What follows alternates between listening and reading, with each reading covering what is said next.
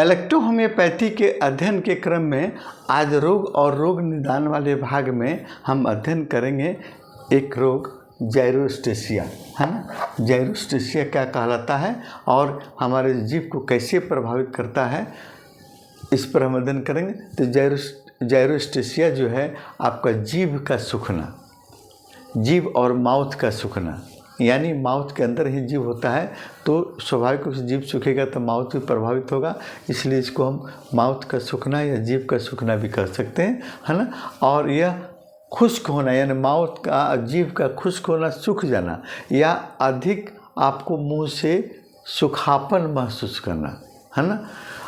होने का कारण क्या हो सकता है? होने का कारण सबसे मेजर कारण में आपका जीभ में आपको माउथ कैविटी के अंदर आपको सलेवरी ग्लैंड्स होते हैं जो आपको लार उत्पन्न करते हैं और हमारे जीभ को मुलायम और सॉफ्ट रखने में मदद करती है। और म्यूकस मेम्ब्रेन भी आपके जीभ के लेयर पे एक म्यूकस मेम्ब्रेन की जाल बिछी रहती है जो म्यूकस का स्राव करती है, वो भी जीभ को आपको नम रखती है। अगर इनकेस आपकी सलेवरी ग्लैंड से आपको लार कम उत्पन्न कर रही है तो फिर आपको जीभ सूखने का कारण बनेगा।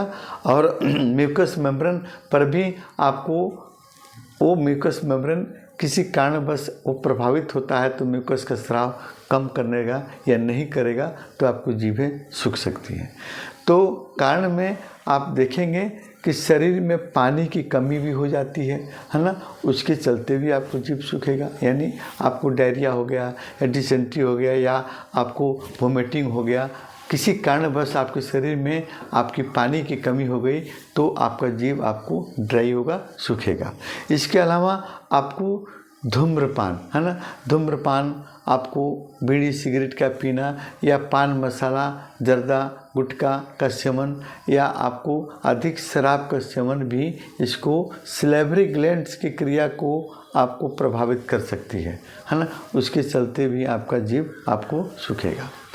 कुछ बीमारियां जैसे आपको ब्लड शुगर हो गया, हाई बीपी हो गया, HIV है ना, इसमें भी कई तरह की दवाओं का प्रयोग किया जाता है, उसका भी साइड इफ़ेक्ट आपको, जैसे नींद की दवा आप लेते हैं या आपको एड्स की दवा आप ले रहे हैं या आपको पार्किंसन डिजीज हो गया, उसके चलते भी आपका सलेवरी ग्लैंड्स प्रभावित होगा और जीभ आपका सूखा आपको महसूस होगा, है ना।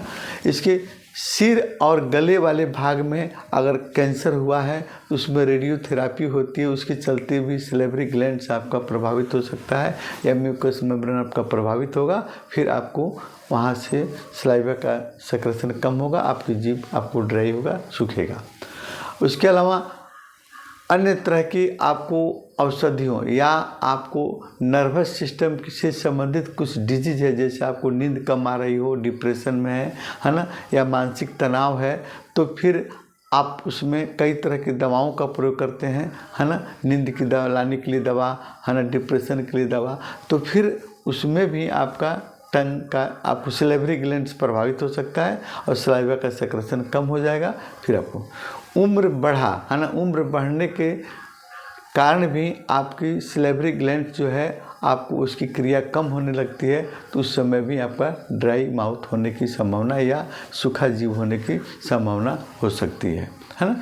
ये सभी आपको कुछ दवाओं का प्रभाव भी, जैसे नींद की दवा आप ले रहे हैं, आप पेन किलर का प्रयोग कर रहे हैं, बीपी की दवा, शुगर की दवा ले रहे हैं, उसमें भी उसका साइड इफ़ेक्ट आपको हो सकता है ना, आप उसके ग्लैंड्स पर प्रभावित हो सकता है और फिर आपको जीभ सूखने की आपको बीमारी हो सकती है।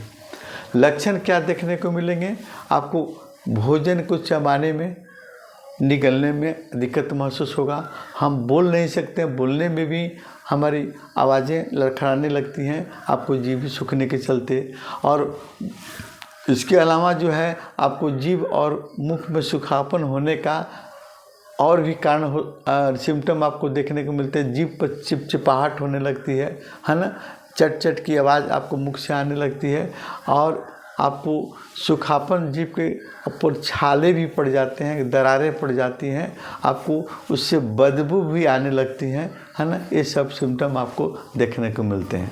तो सबसे पहले ट्रीटमेंट में क्या हम देखेंगे, हाँ, जेरोस्टेसिया के ट्रीटमेंट में कि आपको शरीर के में आपको पानी की कमी को पूरा करें, है ना। पानी आपके शरीर में कम हो रहा है तो उसको पूरा करेंगे।